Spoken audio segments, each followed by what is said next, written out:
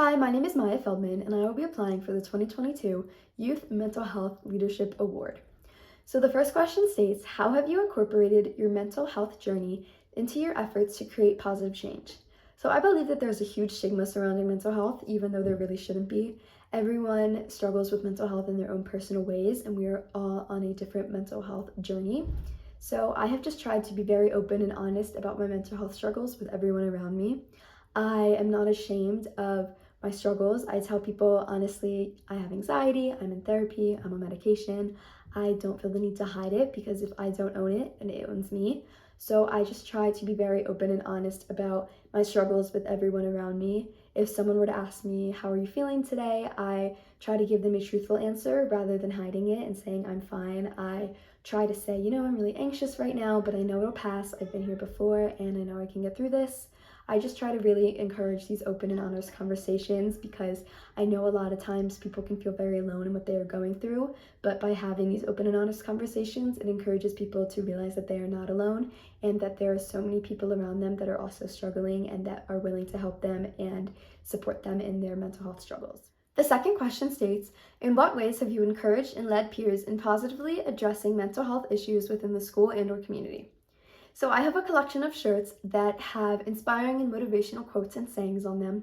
Some of these shirts include Mental Health Matters, You Are Not Alone, You Are Enough, I Hope You Have a Good Day Today, You Will Move Mountains, and All Feelings Are Valid.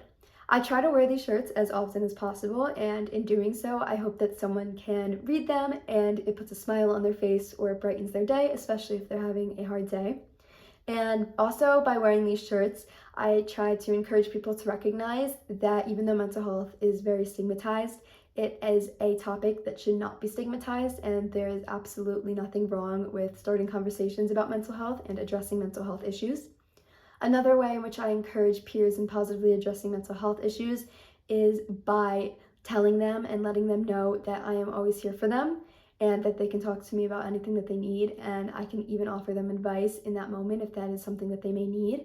And in doing so, I hope that people can recognize that it is okay to feel all of your feelings and to have open and honest conversations with people about whatever it is that you are feeling in that moment.